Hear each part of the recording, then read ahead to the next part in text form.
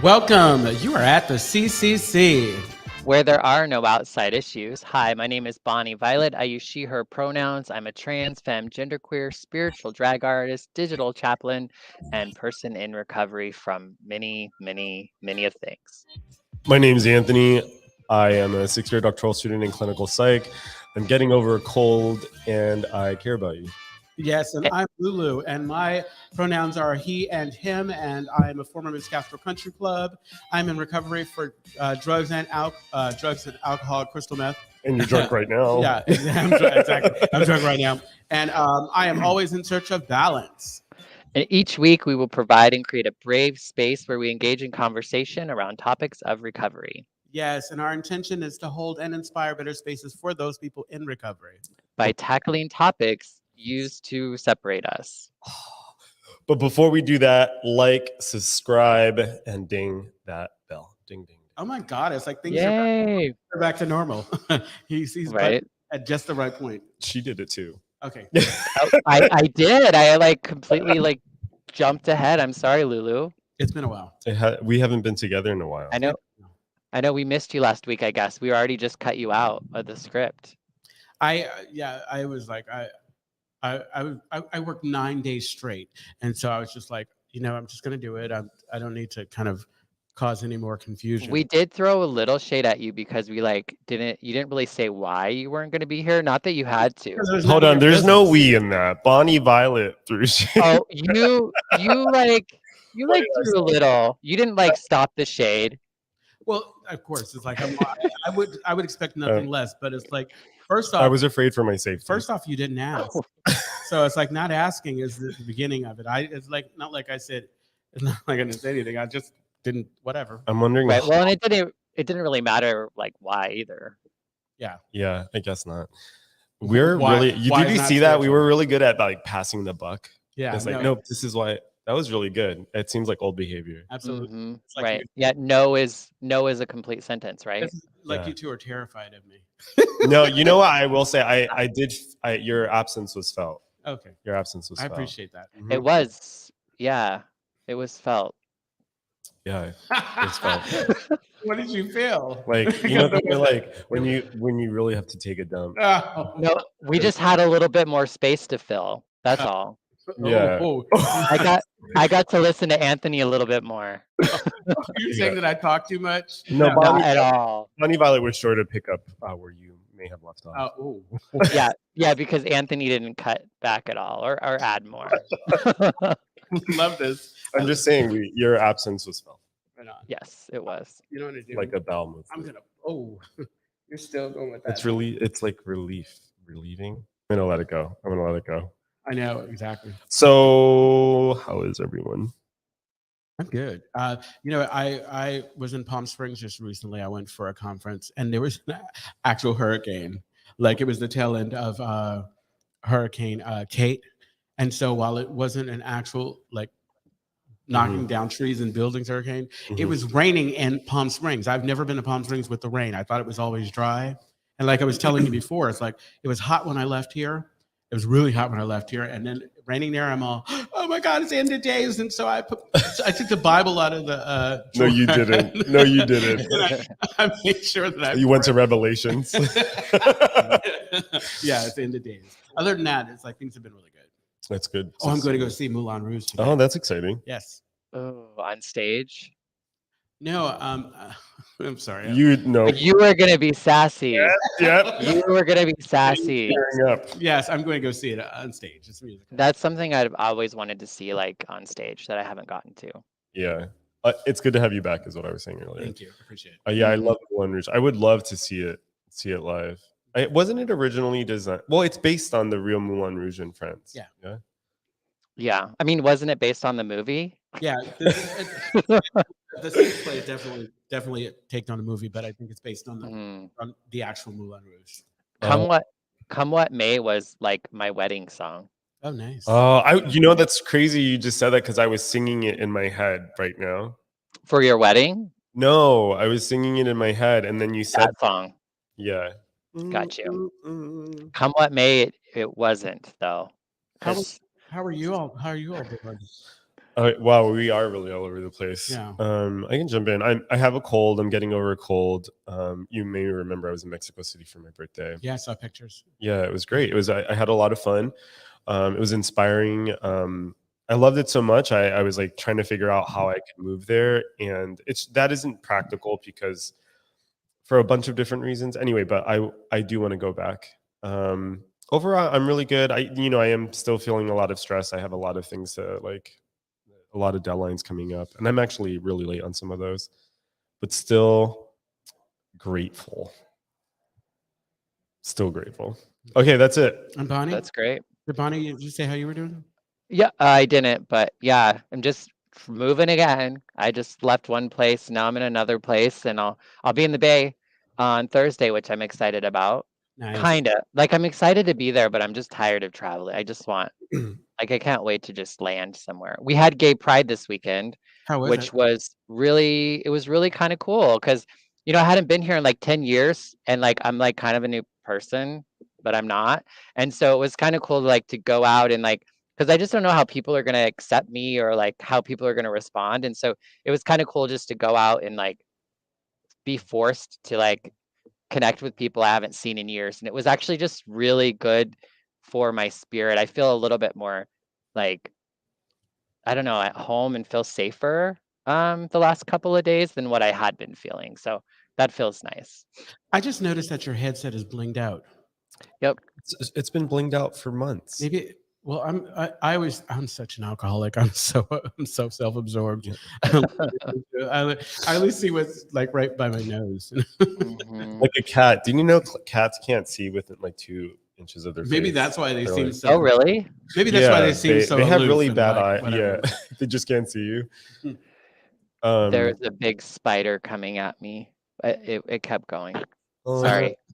It kept going. we normally say this like later on in the show, but for folks listening in, we want to encourage you to comment while engage with us the way you would in a normal conversation. If something comes up to you or it inspires you, definitely say something, because today's topic actually came from a comment that was made last week by Jaelon. Am I saying that right? You are By Jaelon. And if Jaelon's listening, thank you so much for your comment.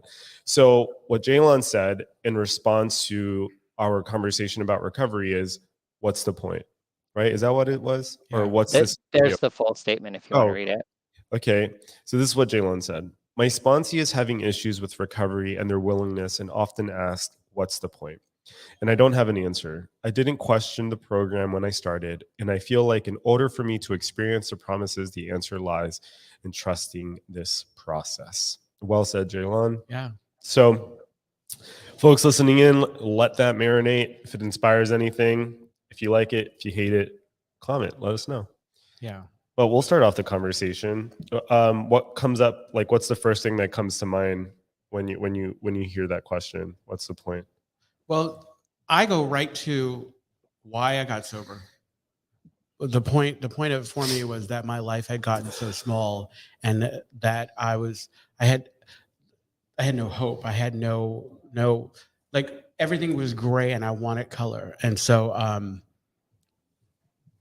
the point was that something needed to change, and that this was the change that most kind of resonated with me. Yeah. I was kind of drawn to Jaelon's comment about the fact that they had never like questioned the program, I guess, and I was kind of reflecting on that a little bit. And I think in some ways I was kind of at that point too, where I'd kind of surrendered to the program, but I was still questioning everything. I think, you know what I mean? But there was still also this point of just, at some point I had to just kind of like sort of give up, if you will, and just kind of like let the program and let like what my sponsor and other people were suggesting to me, just let that happen. You know what I mean? And I think for a while it was helpful to also be like, I could push the blame onto them maybe even too, like because I definitely I just didn't know what to do. I kind of in some ways just wanted somebody to tell me what the fuck to do, because I just couldn't figure it out. And I had no more faith in myself to just try something new. I didn't know how to come up with anything new. but it did take me a little while to finally just kind of like surrender to be like, okay, like I'll do what you're saying, and I hope that you're not like lying to me. And I feel like you are trying to like sneak in somehow and get me to find Jesus, but I don't know, you know what I mean? Like, but there did come this point where, but I also felt like, well, I'm gonna do this, and like if it's wrong or it's fucked up, then I can blame Anthony specifically. Yeah. Um, You caught that? yeah, until then. I know. Yeah. The question reminds me of something I heard many years ago. And basically, this professor said that every philosopher tries to answer the question, how shall we live? Right? Like, so every philosopher has an answer to that. And so when I hear Jaelon's question, I think about that. Like, it's almost saying, I think that's like the second part to the question, which is what's the point? Well, it's to answer the question, how shall we live? Yeah. Right. And can I ask you, was it a what's the point to recovery, or what's the point to 12 step? Because I feel Well, like I don't even think the interesting thing here is that the question it wasn't Jaelon's question. Oh, It okay, was Jaelon's sponsee's question.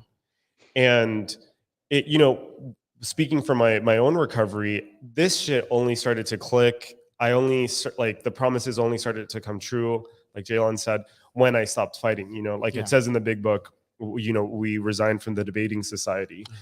And I think ultimately when you ask questions like that, it's like you're fighting against something. And in some way, it feels to me like someone is defending something, right? Like someone says, what's the point?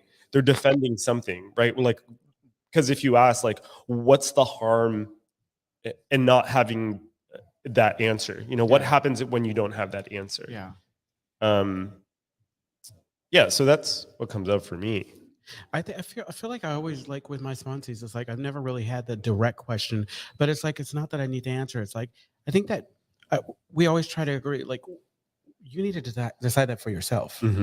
Like what is like why am I doing this? Why am I doing it? If I'm doing this, what is it that you're trying to gain from this experience? And obviously, it took time. It took me working the program and practicing the program myself, and then time, and not because early on and I wouldn't have known to be that intuitive or to think like, oh, I would have probably tried to answer the question. Right. And I think maybe the mistake is in trying to answer the question because I can only answer for myself. Right. Yeah, that's it. And for me, I feel like the questions, all of the questions are just noise.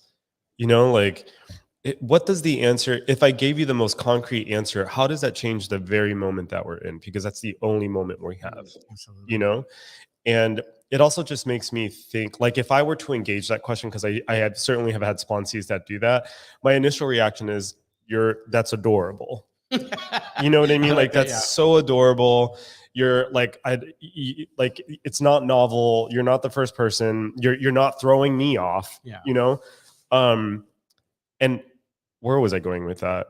I think where I was going with that is one of the things that I really appreciate about sobriety now is that there's a lot less noise. And when there is a lot of noise, I know how to kind of step back from it. And that question just sounds like a lot of noise. Do you think that's our alcoholism or addiction showing up? But those questions, like, because I agree with you about the whole idea of noise. But even when I was working and trusting, there's always this thing that was trying to, like, I always liked when something didn't work, so I had an excuse to not follow through or not do it. Right. Like this, like nowadays, I like, oh yeah, this is not organized, so I'm not going to do it. Yeah. I'm always like. Always down. And early on, it's like I don't believe in this, so why should I do this? Yeah, I think what we're really talking about here is faith and what keeps people from having faith, right? Would you all? Yeah. Well, yeah. Well, I mean, I think maybe like what's the point might even be just like an indication or like a way of getting to surrender. Because I feel like for you to say what's the point probably means that you don't have faith or you don't believe that things can be different. Like somehow and I mean I've definitely been there plenty of points where I'm like, well, what the fuck? Like what's the point? And especially because, constantly I struggle as I grow. I get to a point where like, God, I see the world differently than I did before. And then I'm like, oh fuck, like was it all a lie? Or so to speak, you know what I mean? And so I think being able to say what's the point is actually probably good. It's probably a good way to be able to say out loud is like, I don't fucking know, and I don't even think this is working or this is going to work, or help me understand how this is going to work, or let go of needing to know that it's going to work, or whatever it is. It looks like Jaelon just joined us. Hey, Hey, Jaelon. Jaelon. Jaelon said, "I love y'all. Thanks for talking about this. Thanks for existing." Yes, exactly. I love the way that you present things, and this is something that like it's easy when you've been in it for a while to take even questions like this for granted, and I think Yeah. that it's great to bring it to the surface. Yeah. Oh. One of the things that I think maybe it's a result of the program, and I don't think that like this kind of spirituality is unique to 12 step. It just so happens like that's how I arrived, is through 12 step. But like in Buddhism and in other faiths, there is this suspending of our ability to be rational, and even scientifically, like the part of our brain that is rational is actually the youngest part of our brain, and so, you know what I mean. And so sometimes I feel like as humans, we want to prove to ourselves how smart we are, how in tune we are. And I've found the most peace when I'm divorced from all of the identities and all of the ideas, when I'm just present and I don't feel the need to attack someone and I don't feel the need to ask those questions when I'm just being present.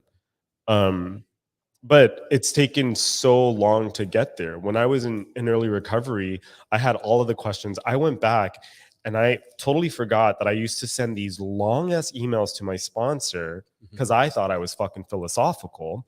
And my sponsor would send me these like 2-sentence replies. So I get it. Like I get the questions, I get the pontificating, I get all of that. So as sponsors yourself, like how do you approach that? Like when you get someone who doesn't have faith, maybe doesn't understand how to get faith. Like, have you been able to kind of, or do you have an experience where you can talk about that? Like, like how did you get that person over the desired bridge to the shore of faith, as they've, Bonnie, Anthony? Yeah, I'm trying to reflect on that a little bit, because nothing like directly. My thought is, I mean, in some ways, I've been questioning a lot of that myself lately.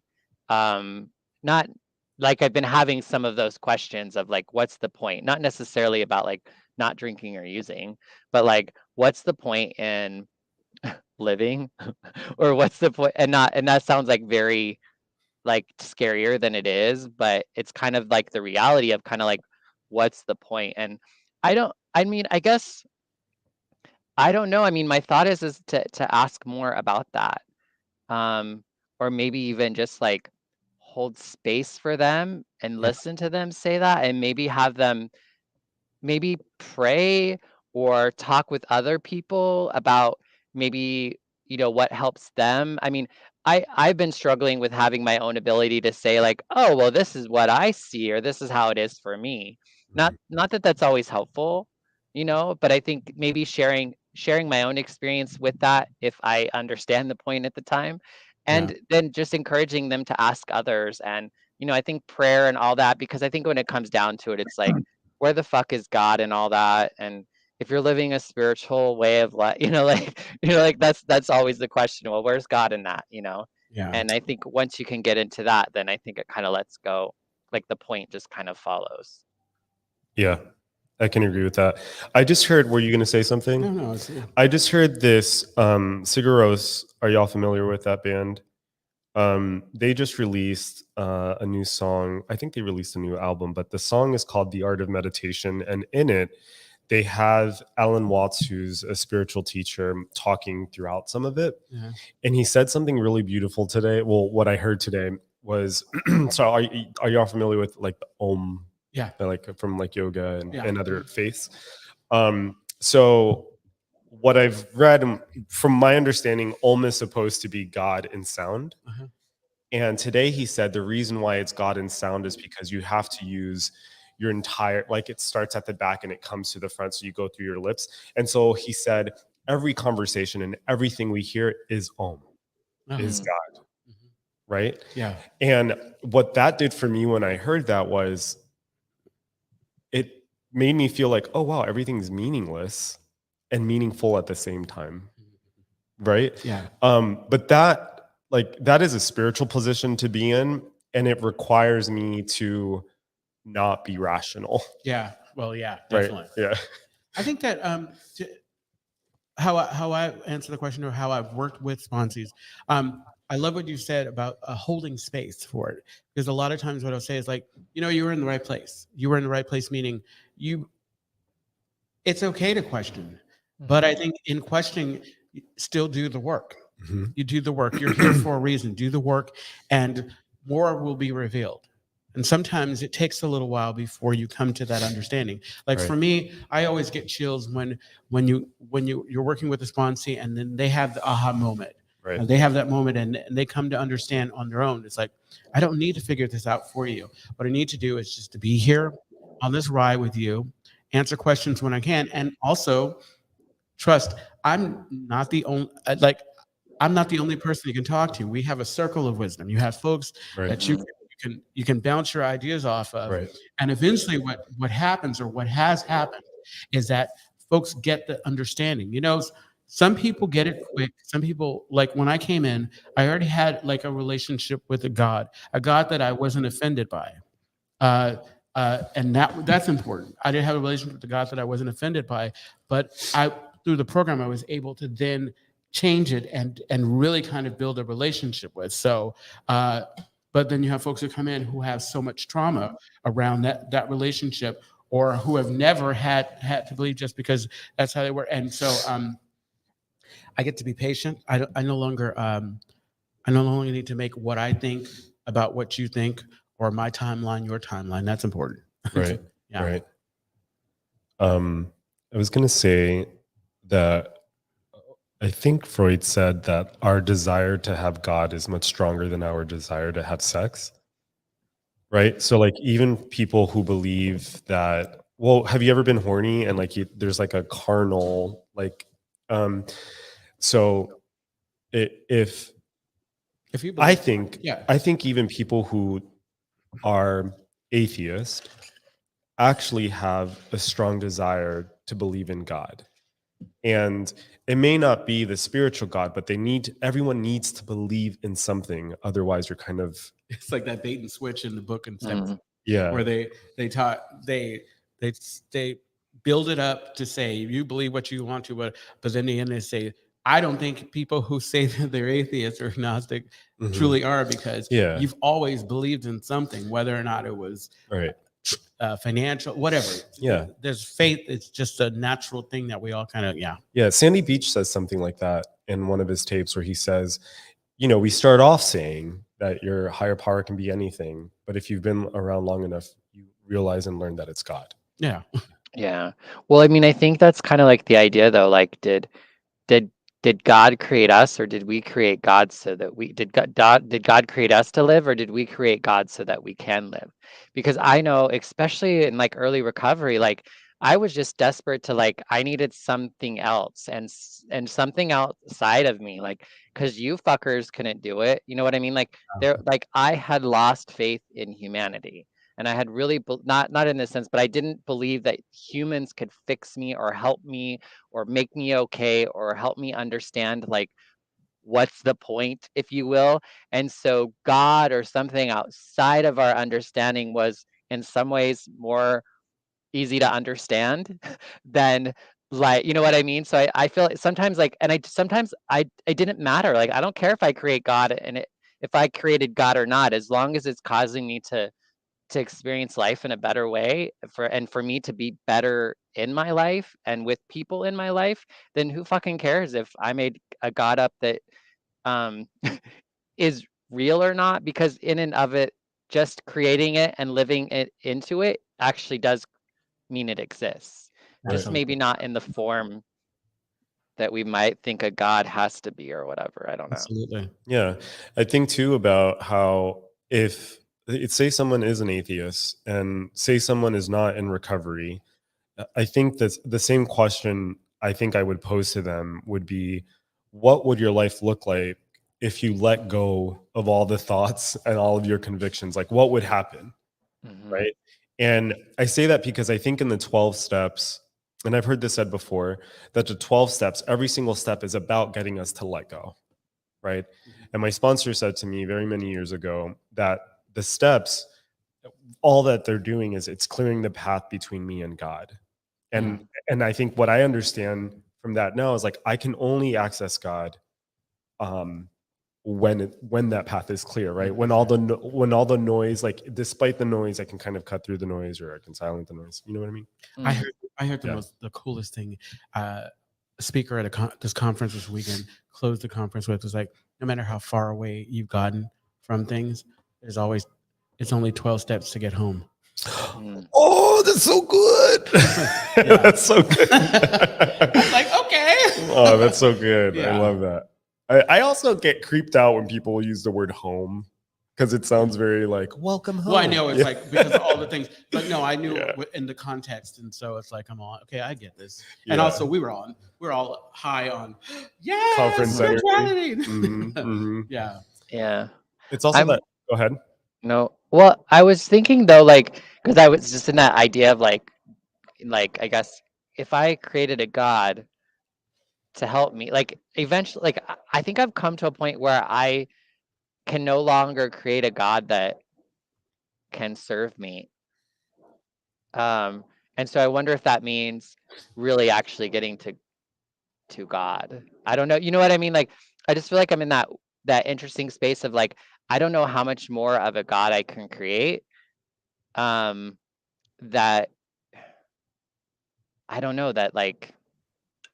Well, I think that if we believe that God is within us, like deep down in us, like to say, like I was listening to what you were saying. It's like, and so I think about this idea of religion, being religious, and I think that like we talked about and we came up.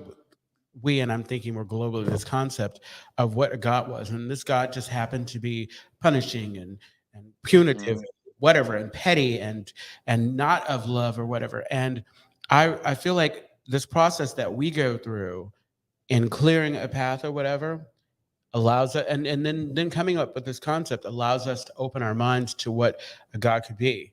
Like I believe that my higher power that I get to call God is everything. And so you name it, whatever I want or whatever, that's my God. So right now in my capacity, there is no way I am going to completely ever fully know my God. And so I think that what we're doing is within, if you believe it strongly, what you're doing is within it. It's like all of that stuff is like questions that are kind of no way. But I think the challenge sometimes is the how do you utilize God though? Like how is it a tool, I guess? Do you know what I mean? Like I hear that a lot actually with one of my sponsees where they just like, like, okay, fine, like I can give up, but I just don't, you know what I mean? It's just like I don't believe in a God that intervenes, that, like changes some of these things that are really difficult, that are sometimes beyond drinking or drugging, you know what I mean? And I think those are the things that have been challenging for me. It's like I can come to a higher understanding of a higher power that keeps me clean and sober, but what's the higher power that keeps me living beyond that? And I think that's where it sometimes gets, because when I first came in, the God that I knew in church was not the same God that got me sober. Eventually I could see the God that got me sober as that same God in church or wherever. Now I just honestly I don't know what the fuck, if I'm being really honest. No, it's fair. Yeah. What comes up for me is that one is what I often tell myself is that I have a human mind and my human mind is so limited. Like I can no more know what like you're thinking or you're thinking. And so if I try to decipher or understand this thing that created all things, I just can't do it, right? Like, so that's my first thought, is that my human mind cannot grasp what God is. I remember when I was in catechism, my favorite nun, her name was Sister Elena. She said, if we looked at God, we would go blind, right? So that's my first thought. I think the second thought too for me is the second I start thinking about my will, like I am creating, I've become willful, right? Because if I'm doing step 3, I've turned my will over, right? And often I think that prayer is not for God, prayer is for me, Yeah, absolutely. Right. right? Um, and so again, I think it does come back for me to the noise, Yeah. right? Like I've often asked myself, because I've had suicidal ideation, I've dealt with depression all my life. It's like, what's the point of living? And some people have answered that. Some people have said it's to connect. Yeah. That's why we're on earth, you know? And then I'm like, what's the point of that? Right. And so I can go down that road, right? Yeah. I think the last thing I'll say is it also reminds me of, I remember when I was a teenager, I walked into the public library and I remember looking around and I thought to myself, there's no way I could read every book in here. And then I thought to myself, so what I know is determined by what books I do pick up. Right. And so I feel like I saw my life. Right. So I guess the takeaway of what I'm saying is it goes back to that idea, like the grass is greener where you water it, right? Mhm. God becomes anything you think God is, and even that's probably wrong. Yeah. I Yeah. I don't know. I believe that that the way that and I know that this is going to change, but the way that I have been using God and what's been helping me in my recovery is God helps me to stay present. I use God to stay present, Mm. and I through prayer, and I use God to stay aware, because I feel like when I become aware of something, that's when I get to work on it. Because there's a lot of stuff, like before I came in the rooms and long before, you know how they say we're walking around like zombies, and I don't like to use this idea of woke, but I was walking around like a zombie. Yeah. I was not paying attention to the things I needed to pay attention to. And I think that this relationship that over the 13 plus years that I've been sober, I've been nurturing, because I think that any relationship you have to nurture. Like Mhm. early on, I wasn't going straight to God. Like, but now I find myself when I'm in moments that I've always had, instead of getting on my knees and pray, I always just talk to God like God's a friend. I love that. And I Mhm. just, wherever I am. And it really kind of gets me out of myself and helps me, especially when I'm going through shit. Mm-hmm. When I'm going through shit and I say, you know what, I don't know what this is about, but please help me, give me understanding. Mm. And I'm mindful to know that if I ask for it, I might get it. And I Right. need to be careful what I wish for. But it has really kind of helped me. And it also been cool to know that the more times that it happens and I come out alive, and I've always been taken care of. I heard someone else say it's like, whether you believe or not, you always, the fact that I've gone through some shit, Yeah. and I've come out like I've flipped a car 3 times and made it out with just scratches, and some hair pulled out. That's what hair now. But the fact that like these are these things that were great places, jumping off points. Mm-hmm. And how could I not go further without? Yeah. Mhm. Yeah. Yeah. My one thing there we go. Oh, Jaelon writes, just wanted to share my favorite line from It Works. Wait. How it works, maybe. How it works. It probably was typing really fast. How it works and why from step 1 about surrender. The process of surrender is extremely personal for each one of us. Only we, as individuals, know when we've done it. We stress the importance of surrender, for it is the very process that enables us to recover. When we surrender, we know in our hearts that we've had enough. Jaelon, this is Yeah. exactly why I was telling you Is that Jaelon your sponsee? no, Jaelon is Uh. my sponsee. I was telling you were going to be an amazing sponsor. Yeah. Yeah, you're an amazing person. Like, I think it requires like being open to and loving people and keeping it real. Yeah. Well, and surrender isn't just something you do. It is something you do once, but it's also something you have to like continue to do. I was for my day job, I have one now. I was interviewing meds or students who are trying to get into med school, and one of the questions was just kind of like the question. Anyway, there was a question, and the comment was to talk about how like basically like one thing that just kept coming up and up was this idea that I have to keep like educating myself. I have to keep reading and I have to keep researching and I have to keep talking to mentors and that in order for me to become the best physician I can be.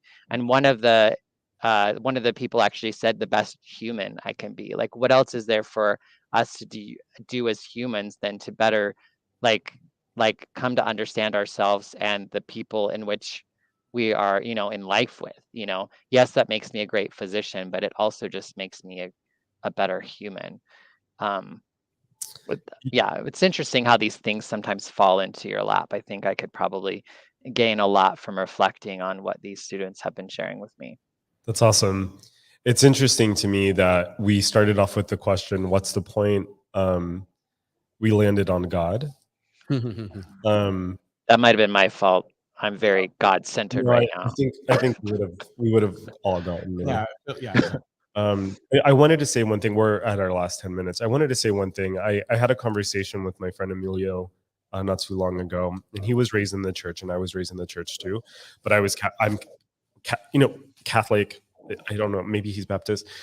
And I was telling him that I found God in 12th step. Like, it wasn't until I came into the rooms and into recovery that I learned who God was, or that I felt reconnected to God, or felt connected to God in the first place. And what sucks about, I think, the conceptualization of God in kind of everyday life is that God has been misrepresented, right? Like, I think about this like beautiful, amazing feeling. I think about these beautiful, amazing experiences, and they're not all burning bushes. And I'm like, I want other people to have this. Yeah. Like, I really do think if like other people are in touch with this thing, life would be so much better. Which is probably what the Catholic Church was thinking originally. Oh, yeah. Before they started raping and pillaging everyone. Yeah, exactly. Anyway, what you're saying is right. I believe that you get those that have that feeling and they want people to have it. And I think the way that they're going about it is wrong. Because what I know to be true is just because I want you to have something, like with my sponsees, right. I can want the world for you, but if you don't want it for yourself, then it's not going to mean it won't mean anything. And that's why I'm always excited when you get to that place where sponsee, like something that you've quietly been kind of encourage them on, they figure it out and they get it and they dive in like Right. with all their heart. But I think that's the other principle of the program is traction, not promotion. And I mean, I think that's the big thing is like, just to get back to sex, walk around and, be sexy to like, for people to want to be drawn to you. In the same way with like your spirituality, live your life in a way and do things in a way in which people want to say, how are you doing that? Or how do you know that? Or, you know what I mean? And then kind of going from there, which I think is what a lot of us can go wrong. We can get so excited about what's working for us and again try to cram it down somebody else's throat when we would be best. Exactly when we would be best With the sex club. right. Exactly. But even in a bathhouse, there's still a way to there's still a way to do it. We'll put it that way. I think that's one of the things that sometimes makes casual sex difficult for me. I don't know how the hell we got here. We're talking about God, remember? Sex. Yeah, is that the older I get, the less capable I am of objectifying the person. Like, I see these people as like people with histories, and like this person gets sad and lonely, and they have heartbreak, and then and that's not even the context.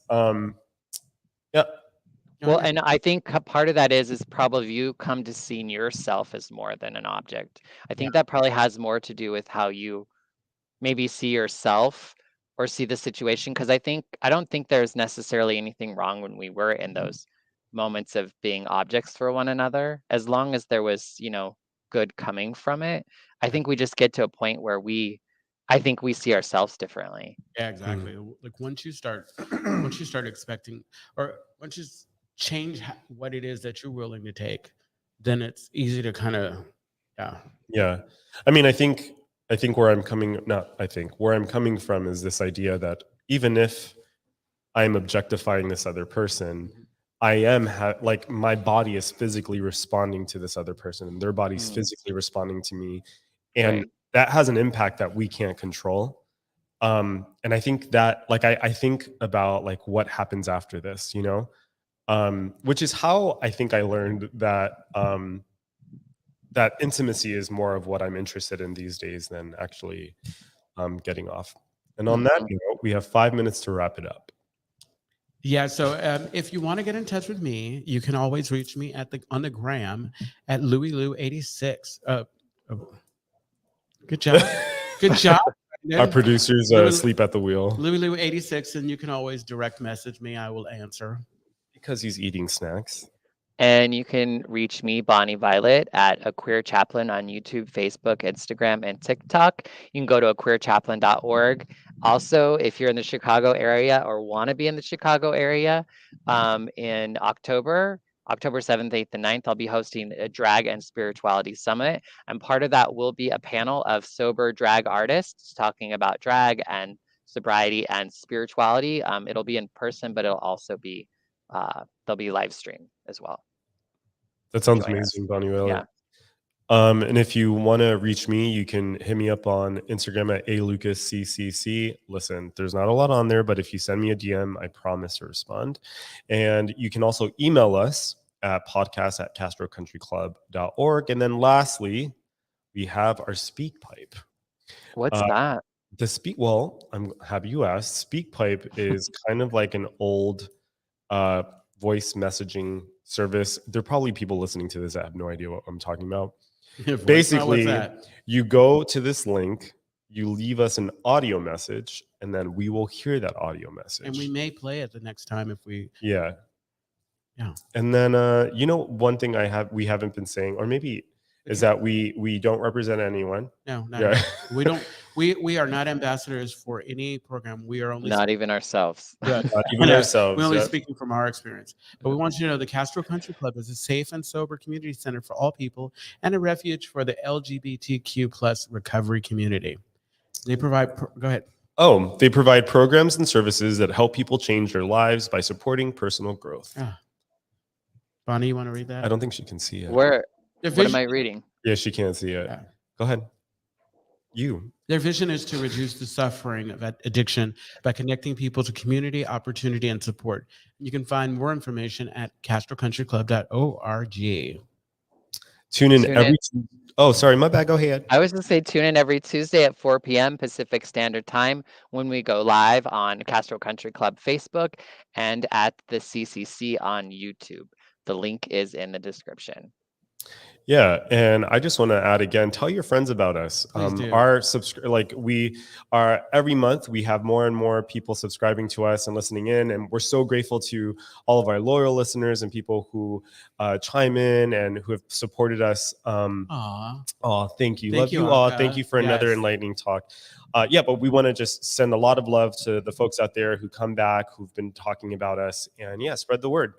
And find us wherever you listen to podcasts at the CCC. Absolutely. And that's it. All right. Join us next week.